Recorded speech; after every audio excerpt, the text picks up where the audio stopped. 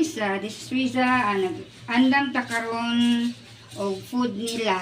Food sa atong Paws and Tales.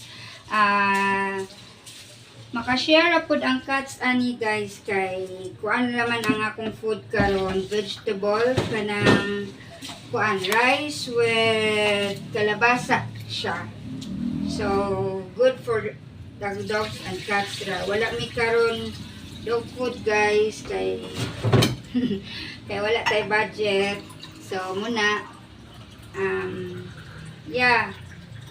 by the way, nagkuan po ko guys, nag-DIY po ko ron kay bala mo sige uwan-uwan, so nag-DIY ko og kanang buhat nga shelter para sa atong cats.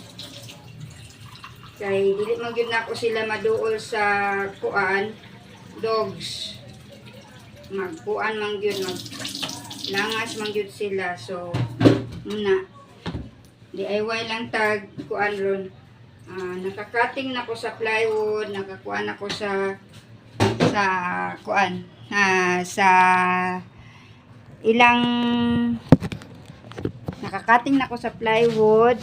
Then muna kulang lagi tag kahoy guys, pero hopefully makakuan lang ko, makasecure akong kahoy guys. Muna siya nagkuan tag food nila karon. For dinner na siya guys, tira kalabasa muna. Kalabasa. So muni ang kahoy guys, ang plywood guys, marini siya guys. Marini, basta na lang yung kwarta guys, di ko magtipid-tipid para nila.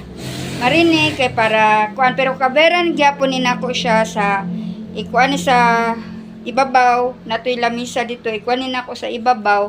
Then kaberan gyapon ako siya trapal para dili gyud siya ma-hit. So mo to guys, muna ang update karon sa The Paws and Tales Home. This is Riza. Happy Monday.